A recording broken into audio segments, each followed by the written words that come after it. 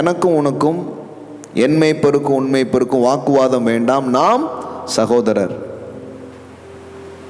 பாருங்க, ஆசீர்வதிக்கப்பட்ட மனிதனுடைய வேல்யூஸே வேற மாதிரி இருக்கும். முதல்ல தனக்கு எவ்வளவு செல்வம் வந்தாலும் அந்த செல்வத்தின் ஊற்று தேவன் அப்படிங்கிறத ஆபிரகாம் நம்பிட்டே இருக்கிறான். அடுத்தது, பணத்தை விட செல்வத்தை விட இந்த என் முன்பாக இருக்கும் இந்த மனிதன் அல்லது இந்த உறவு ரொம்ப பெருசு அப்படிங்கிற வேல்யூ சிஸ்டத்தில் தான் ஆபிரகாம் வாழ்கிறான். பாருங்கள், இந்த வேல்யூ சிஸ்டத்துக்குள்ள நிறைய பேர் வரவே இல்லை.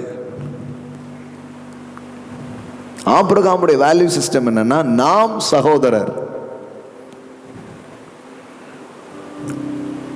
அப்படின்னா என்ன அர்த்தம்னா, பணம் மற்ற எல்லா விஷயத்தை விட உறவுகள் மிக மிக முக்கியமானது.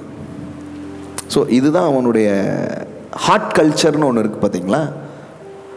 ஸோ ஆபிரகாமுடைய உள்ளான கலாச்சாரம் என்பது ரொம்ப வித்தியாசமானது. பணத்துக்காக தன் சகோதரனை அவன் இது பண்ணவே இல்லை. அவன் என்ன பண்ணுறான்னா, நமக்குள்ள வாக்குவாதம் வேண்டாம். ஆனால் இன்னைக்கு பாருங்கள், எல்லா பெரிய பெரிய வாக்குவாதமும் மணி மேட்டரில் தான் நடந்துட்டுருக்கு. சின்ன சின்ன லேண்டுக்கு, சின்ன சின்ன காசுக்கு, ஒரு சின்ன வரப்புனால வயலையே அனுபவிக்காத எத்தனையோ பேர் இருக்காங்க. சொல்கிறாங்களே வாய்க்கா வரப்பு சண்டை அப்படின்ட்டு. ஆமாம், சின்ன ஒரு ப்ராப்ளம் எத்தனையோன்னு இருக்கும். இது உன்னுடையதா என்னுடையதா, கடைசியில் கோர்ட்டுக்கு போவான். நீங்கள் 2 பேரும் போய் சேர்ந்த பிறகு தான் அந்த இடத்தையே யூஸ் பண்ண முடியுங்கிற மாதிரி போட்டு விட்ருவான். சண்டை முடிதுக்குள்ளே ஆள் போயாகும், அந்த தீர்ப்புலாம் வரதுக்குள்ள. அந்த மாதிரி தான் ஆகி போயிடுது நிறைய.